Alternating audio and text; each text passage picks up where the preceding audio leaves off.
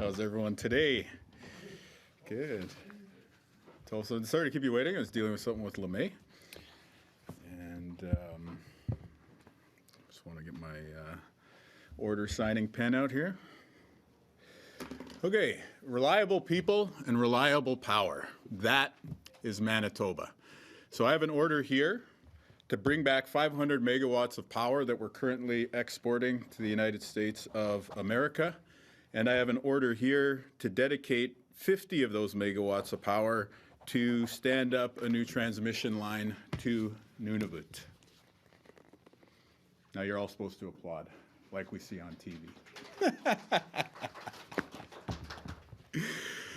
So everyone's been watching what's happening across the country and thinking a lot about Canadian sovereignty.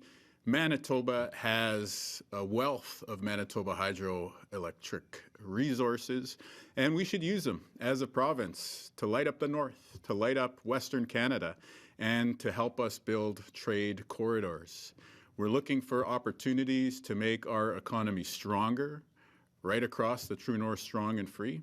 And I want Manitoba to be a leader, just like you, in that project of building up Canadian sovereignty.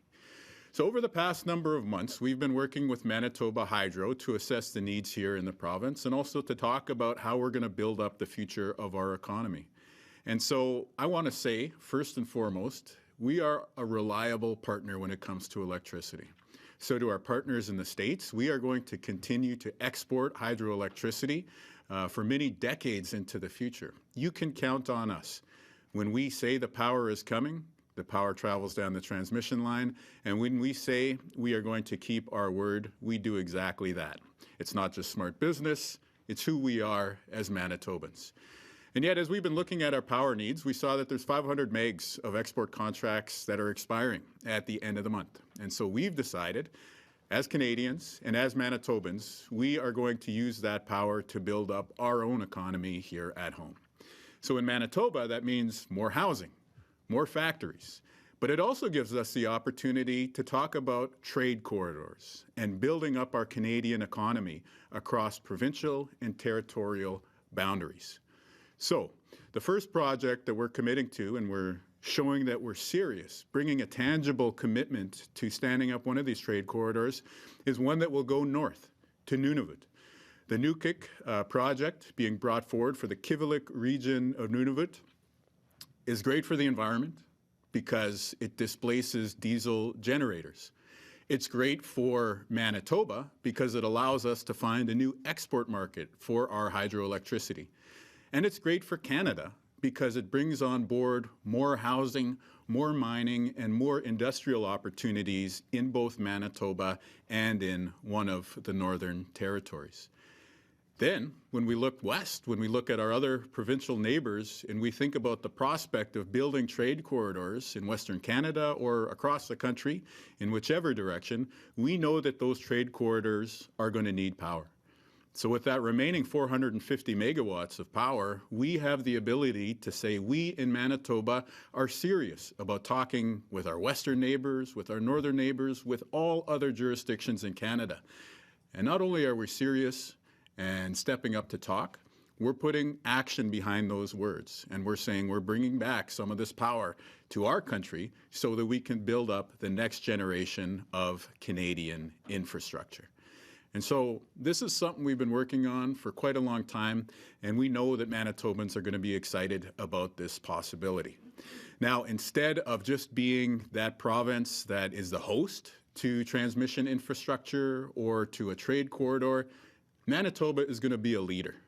And that's how we build up good jobs for the next generation. That's how we protect Canadian sovereignty. And by enhancing our presence in the north and across the Arctic, we can ensure that we're defending Canada's interests today, tomorrow, and for generations into the future. So, again, when we talk about lighting up the north, when we talk about lighting up the west, and doing so with clean, reliable electric power from Manitoba, it's not just smart business, it's also about standing up for Canadian sovereignty. And so I'm very, very proud to say the next generation of reliable Manitoba hydro exports is going to go towards building up our Canadian economy and protecting our Canadian sovereignty. What is the financial implication to Hydro of not exporting these 500 megawatts? So this is factored into the GRA that Manitoba Hydro has applied to the pub for approval on.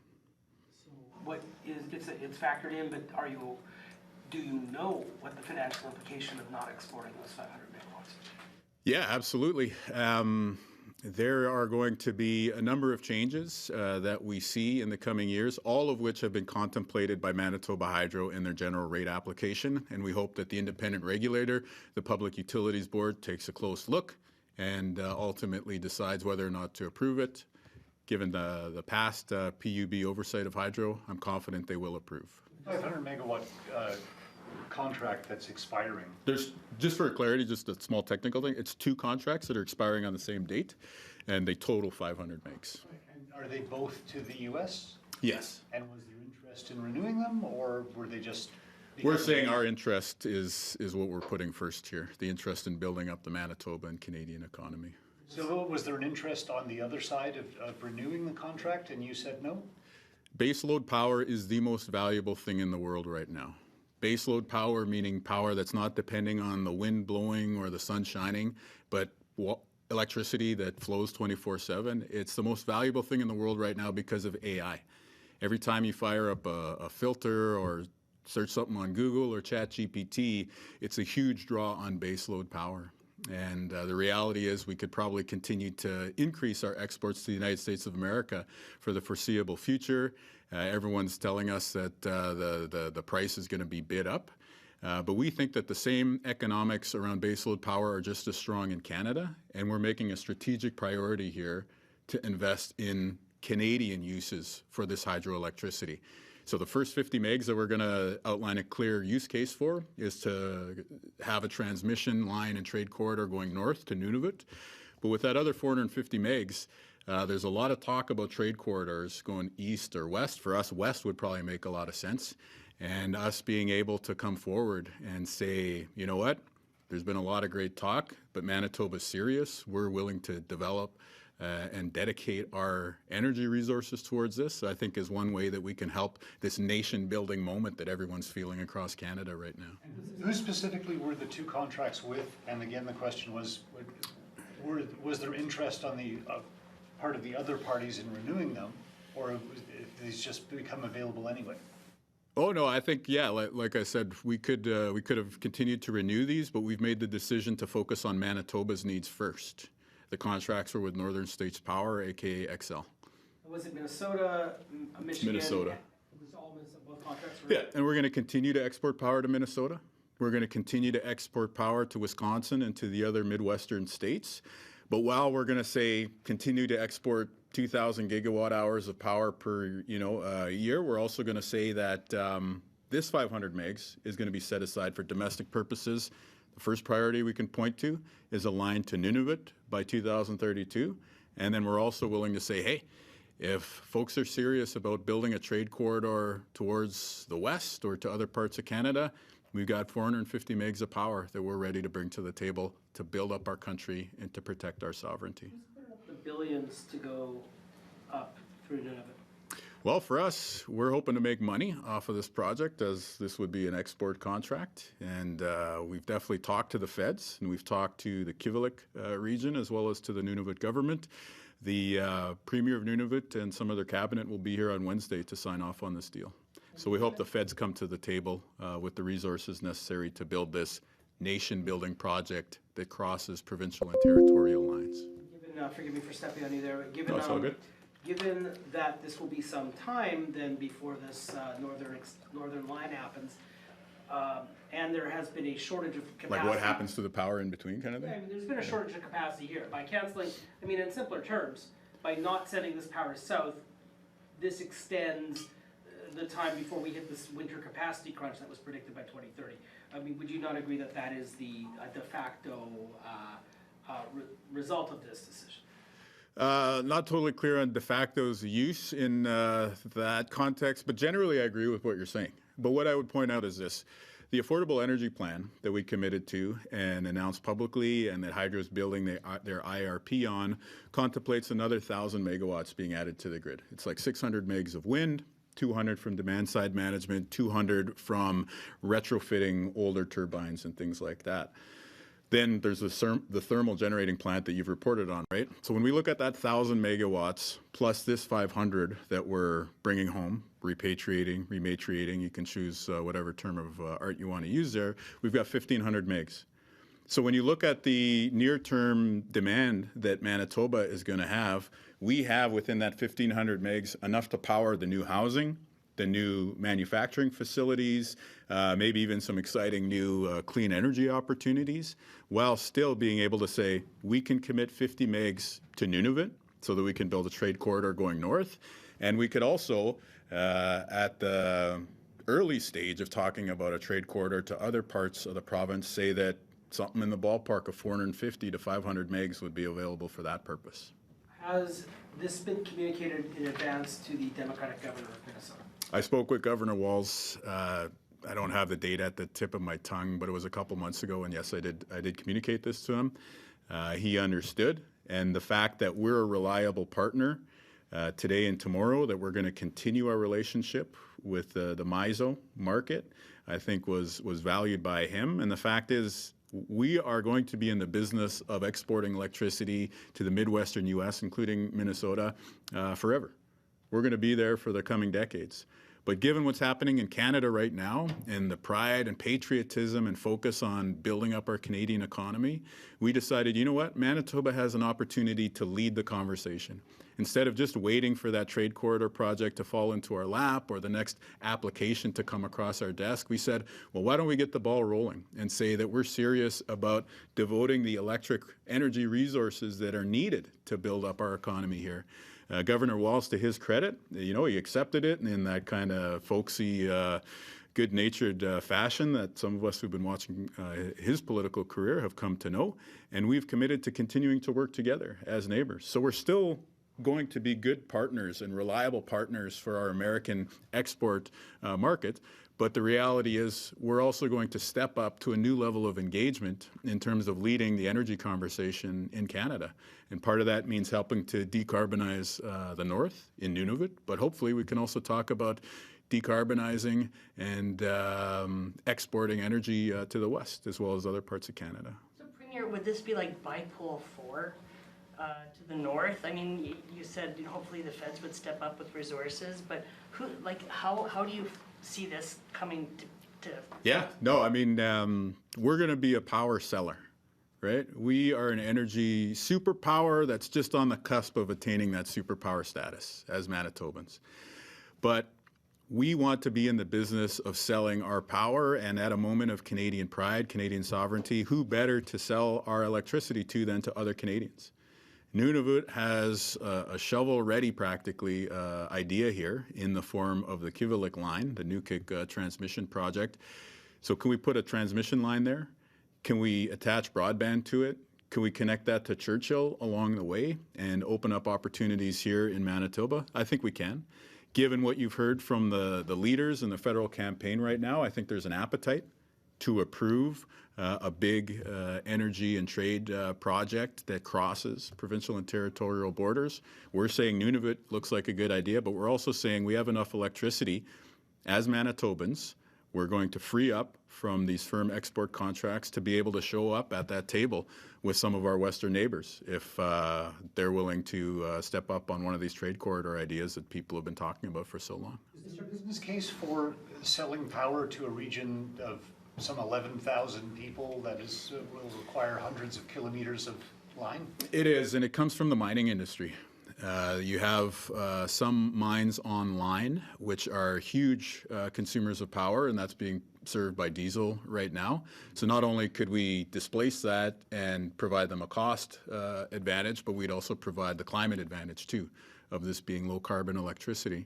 And then there are other mines, which are just in the development stage, concept stage right now, which if there was a transmission line into the region, this would make those projects viable and boom, now all of a sudden we're supporting economic development in the north as well as in Manitoba. So when you think through the different options here, this really is a nation-building project that we could be embarking on here. The thing Manitoba can do right now is say, you know what, we're serious enough to say, here's 50 megs for the northern transmission line to Nunavut. Let's get the other parties to the table. The territorial government will be here on Wednesday, hopefully after the federal election. The federal government will be there as well too. And in the same, stroke of the pen, we're also saying there's another 450 megs. So I know there's a lot of Western Canadian premiers who'll probably be pretty fired up to hear that Manitoba is interested in the conversation about trade corridors. Mr. Premier, you describe Manitoba's energy superpower, but as that hydro general rate application states very clearly on pages 24 to 27. Oh, so you haven't read the whole thing, Bart? I'm disappointed. You're not at page like 975 yet? On page 24 to 27, they talk about how I'm just teasing you. I know you are. It's fine. Bipoles 1 and 2 are decades past their intended life. They're 20% of their capacity of the equipment along the way is gone and not reparable. A lot of hydro's infrastructure, the infrastructure tab, as you know, that and the new generating capacity is $31 billion. Yep. You describe it as a superpower, but like the superpower is kind of like full of kryptonite for a long time. Don't you? How concerned are you that this, former jewel of Manitoba's economy really needs a lot of money put in to make it continue to work? Yeah, you got to spend money to make money. So this energy superpower that is Manitoba might look like Clark Kent right now, but trust me, it's a superhero. And when we bring back this power from the export contracts, when we commit to our neighbors that we're willing to show up and do a deal on trade corridors, you're going to see us emerge with that cape around our neck, standing up for the true north, strong and free. And tortured metaphors aside, I would say that the $31 billion investment that we have is already baked into Hydro's long-term plans over the next few decades. And that's going to bring a ton of people in hard hats and steel toes to work in our province. And if we announce on top of that, we got a trade corridor going north, maybe another trade corridor on the horizon, that's going to attract that many more people in hard hats and steel toes to our province to go to work. It's steps like this, it's having a vision as a province, as the people of Manitoba. This is what you've invested in hydro in over the years for, is to put us into a position like now where we can cash in on those investments we've made over the past 5 decades. And when you do that, that's how you turn our province from a have-not province to a have province. This is how you turn our province into one that hosts tradespeople and economic activity the same way that Alberta and BC do. And so that's the future that I want for Manitoba. And if we can do that in a way that does right by the environment, that defends Canadian sovereignty, I think it's a real winner of an approach. What specific mines would be served by this line in Winnipeg? Okay, now we're in the pop quiz section of the exam. I believe it's the Agnico Eagle mine, and you'll have to forgive me on the ones that are in the development and near-term horizon phase. What's the advantage, or is there an advantage to having Nunavut come here Wednesday, signing this agreement before the federal election? Because you said, depending on what happens with the election. Well, we're serious. We want to hit the ground running. I think the leading candidates in the federal election have made clear they're looking for nation-building projects, and I don't want Manitoba to be at the back of the line. And so with the Nunavut line being ready to hit the ground running right away, with a potential trade corridor involving our Western or other Canadian neighbors being that much closer to reality, if we signal we're serious about powering such a trade corridor, it means Manitoba is going to get on the ground floor. There is an opportunity right now. There's a window of opportunity that's open for our province, and I want Manitobans to be able to look through that window at a prosperous future. And so us getting ready, again, there's going to be tons of negotiation and deal making that needs to take place here. We got to worry about all the financials and the environmental and make sure that all the communities are on side. But the reality is, what can a government do? We can say we're serious. Manitoba Hydro is a massive shift, massive ship rather, and we are slowly reorienting in a very responsible, judicious way that ship towards this clean energy future that builds Manitoba up into superpower status. And does this change affect Manitoba Hydro's ability to buy power from the U.S. during winter peak periods? No. We're still completely a reliable partner of the MISO market. We're going to be exporting. Again, if you look at the megawatt, attached to each export contract, we're still going to have something like 1,300 megs of export contracts after these OICs take effect. After these orders take effect, we're still going to be exporting something like 1,300 megs. That works out to about 2,000 gigawatt hours on the average year. It's going to the U.S.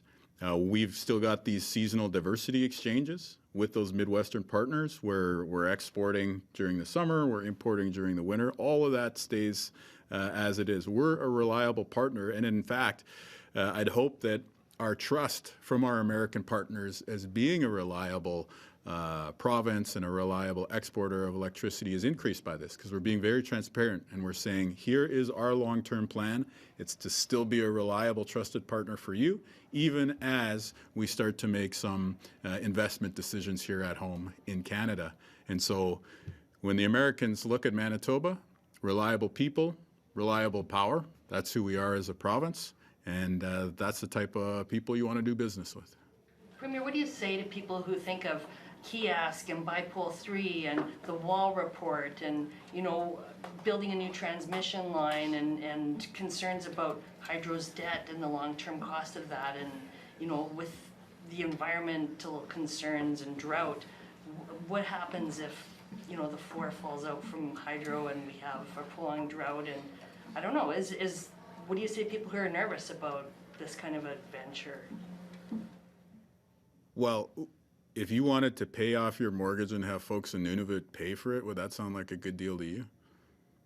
If you wanted our Western neighbors to pay off your mortgage, would that be a good deal? I think if you can structure something that's a win-win, where they're paying our mortgage and we're turning the lights on in their backyard, that's a win-win, and we have the opportunity to do so. When it comes to the environment, that's why we're looking at the wind farms and partnering with Indigenous nations to stand those up. It helps to diversify the power supply. And again, a lot of folks talk about energy transition, but we also need to be thinking about energy addition, which is just we need to add more power to the grid in every way that we can that's consistent with our values as Manitobans. So is Conawapa back on the table?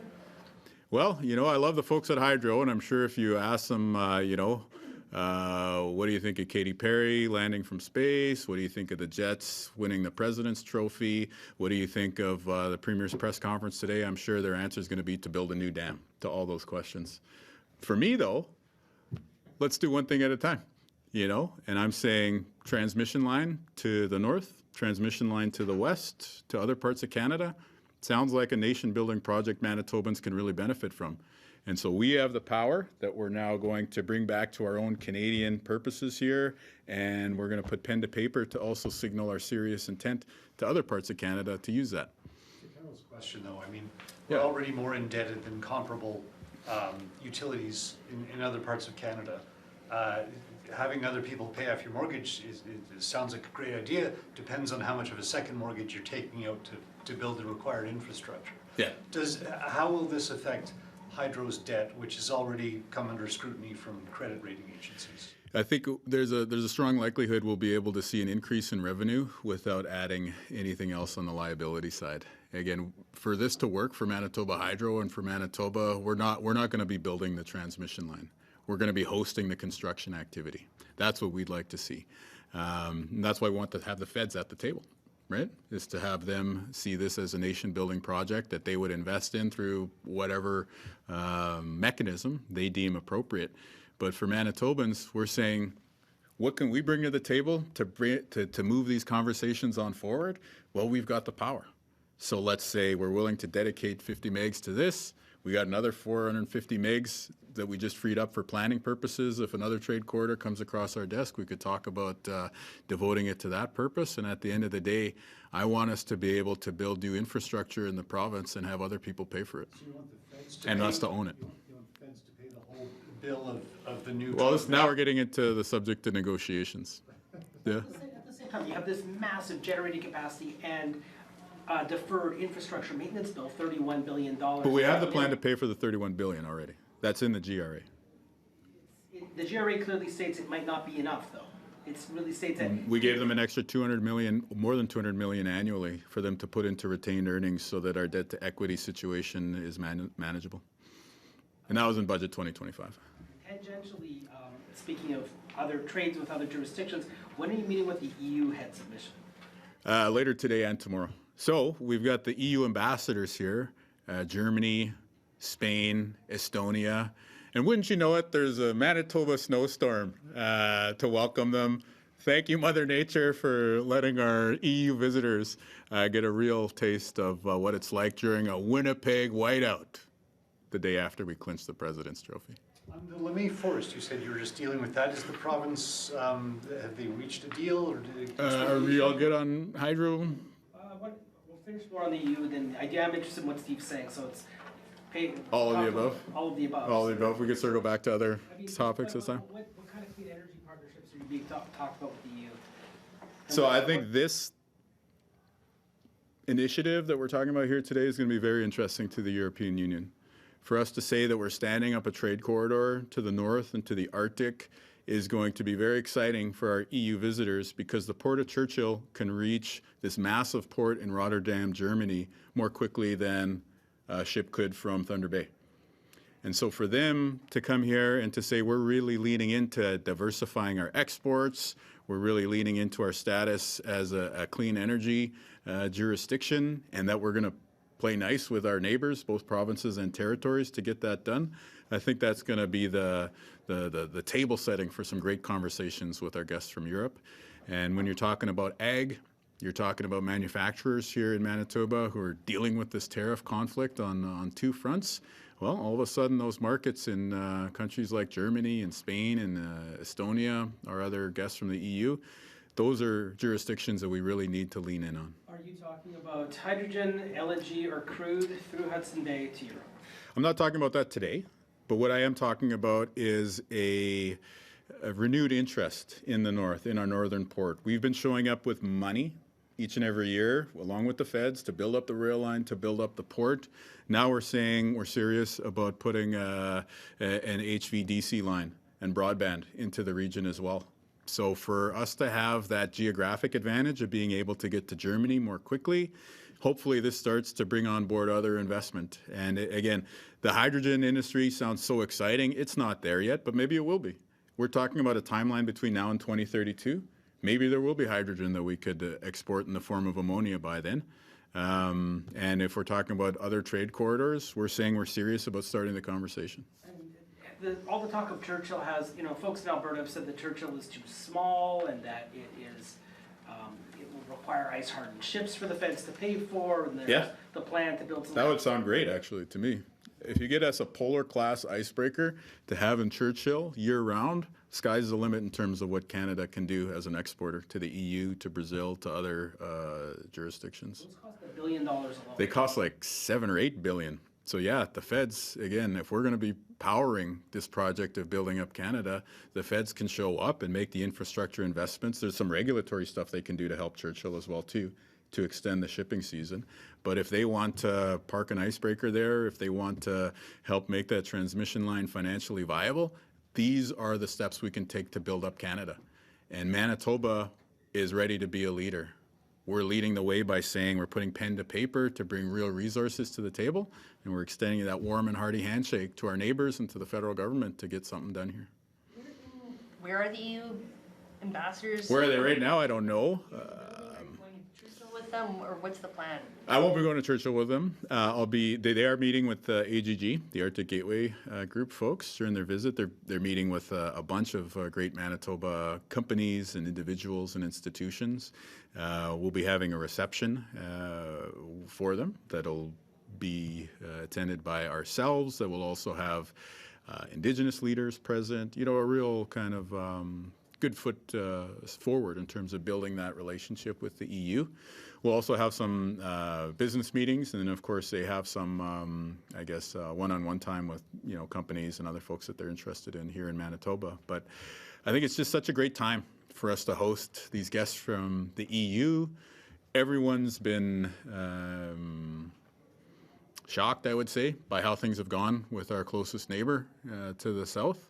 And while America will always be that great ally, closest ally. Strengthening the relationships with the EU and other countries around the world that share a lot of interest with us is super important. Yeah, Steve's question about LeMay, is there a deal? So I want the chainsaws to stop, and to that end, the province of Manitoba is going to expropriate LeMay Forest and turn it into a provincial park. And under what legal mechanism are you going to engage in that expropriation? Is there an order? Is this Yeah, there's a bunch of paperwork that's going to happen, but I'm communicating this publicly now just so that people hear the message, and hopefully there's no trees getting cut down and people are just reassured that we're going to turn this area into a provincial park. How much does it cost, ballpark, to expropriate? Are you buying all of the land from these developers? Well, I think there's been a good faith attempt to buy the land from the developer here, and the offer, from what I understand, was way more than what the developer paid for this area. So there's a public interest here. We think that public interest is probably best served by making it a provincial park.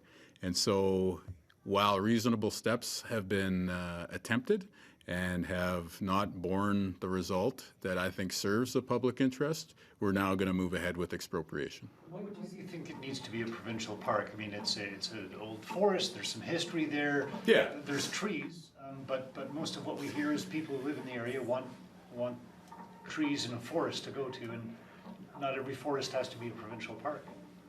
That's right. Yeah. In this context, though, when we look at the reasonable efforts that have been made, the offer to purchase that was, I think, way above what the developer paid for it, expropriation is the step that makes sense here. We have exhausted other avenues. We've looked at the Heritage Act, Cemeteries Act, Conservation and Environment Acts here, and each step of the way we've either been rebuffed or been advised that we're not going to be successful. And so given the public interest here, given the concerns about cemeteries, we're taking the step to expropriate here. And I hope that us announcing this initiative is going to be enough to just calm the waters and allow what should be now a negotiation and a fairly boring process, if you will, to be carried out. There's been a lot of talk about this having a role in Indigenous history. I went down the LeMay rabbit hole. I don't actually think there is a definitive link to prove that we know there are Indigenous folks here, but we do know this is a cemetery, and so it should be dealt with the respect that would be accorded to anyone's cemetery in Manitoba. And so that's why the province is taking this step. There are conservation interests, there are these historic cemetery interests, there's the public interest in the end. And we have exhausted a bunch of other potential remedies, and this is the one that we're arriving at now to serve the public interest. Fair market value or whatever the assessment Expropriation powers that the province has contemplates a fair market value, but the question is, what is the fair market value? And so now we'll go through the process of arriving at that. And for me, the public interest at the end of the day is to put the chainsaws down, to put the folks who are really fired up about this at ease, and to just let Manitobans know, instead of some kind of showdown or some kind of conflict, instead you're going to have a beautiful provincial park that everyone can enjoy. And what would you say to the notion, I've heard this come out of City Hall, that the developer in question has been hoping for this particular eventuality and has been engaging in actions that would require the city or provincial expropriation, and has been, this is not my words, but playing governance. What would you say to that idea? I'm sure everything I say in the scrum will be used in the expropriation process that is now going to play out. And what I would say is that when I was first elected premier, I had a stack of letters like this on my desk of people who were like, hey, you're Indigenous. I have a piece of land with a tenuous claim to indigeneity on it. Do you want to buy it from me? And this was amidst that stack, and I just kind of, put it off to the side. We're doing this because of the public interest. We're doing this because Manitobans are concerned about burials. Manitobans are concerned about a woodpecker. Manitobans are concerned about a forest. And Manitobans are concerned about having access to public space. And so that public interest looms very, very large. And we are stepping in because all the other tools that we've tried to use here, pulled out of the toolbox, none of them were quite the right fit. Is it a Phillips head? Is it a torque head? It turns out it's an expropriation head. Campground, yurts. Well, hey, it's probably a good joke to end on if you want to leave it there. RV park. Sounds like you'd have to knock down some trees to do that, though. I don't know if we can. On a more serious note, I just have to ask, given what happened to Governor Shapiro's home over the weekend, I realize we have a different political context up here, but it's not common to see the head of a state or a province have something like this happen. What, if anything, do you think about this? What, if anything, do you have to do with your own personal security in light of incidents like that? Yeah, my thoughts are with Governor Shapiro, who's a great guy. We met virtually over the past couple months to discuss the tariff situation and about strengthening the relationship between Pennsylvania and Manitoba. We make a ton of nickel here that gets shipped down to Pennsylvania and forged into steel and then gets sold back on both sides of the border. So Manitobans and Pennsylvanians both benefit from that. We did a little workup showing how the tariffs would make the Philly cheesesteak more expensive because of all the goods that go back and forth across the border. So we've had a good rapport, a good back and forth. Governor Shapiro is a great guy. I know he's a dedicated family man, 4 kids, I believe, married. And it makes me really sad that Governor Shapiro and his family were put at risk in this way. I hope that there's accountability and justice, and I hope that everyone who serves in the public sphere is able to do that important work safely and with respect. There's always ways to disagree, but I find that you demean yourself when you go beyond the bounds of polite democratic engagement. Yeah. Just one question to follow up to LeMay Forest. MMF has been very outspoken saying that they believe there was an orphanage, an MMF orphanage there back in the day leading to cemeteries. If this is pushed forward, how much of part of the project are they going to be, and have you had any conversations with President Chartrand regarding? We haven't had any conversations on this specific topic. I know they're very interested in it. So other than like some very, kind of like high level, hey, what's going on with LeMay talk that might have happened months ago, there's not been anything really specific there. I know the Manitoba Métis Federation has a strong interest in this area. So for sure, we're going to engage them as we go through this process. And like I said earlier, I went down the LeMay rabbit hole. We can say there were a lot of Métis people in St. Norbert at the time, and we can say that there was an orphanage and a cemetery there at the time. But I think that's all we can say conclusively. That said, the Manitoba Métis Federation, along with every other Manitoban, has an interest in our collective heritage, has an interest in public spaces. And so certainly I welcome them and, all Manitobans to work with us on creating what we say will be a new provincial park that everyone can enjoy. On the Manitoba Hydro and also LeMay Forest. OK. Alors, illuminer le nord et l'ouest du Canada avec de l'énergie propre, c'est une idée très excitante en tant que la province du Manitoba, mais en même temps, c'est un investissement dans la souveraineté du Manitoba. Dans l'enjeu avec LeMay, nous lançons un processus pour créer un nouvel parc provincial à LeMay. Il y a beaucoup d'enjeux là qu'on voit qui sont dans l'intérêt des Manitobains et Manitobaines. Alors, pour sauvegarder ces intérêts, le gouvernement du Manitoba prend de l'action aujourd'hui. Merci beaucoup. Thanks, everyone.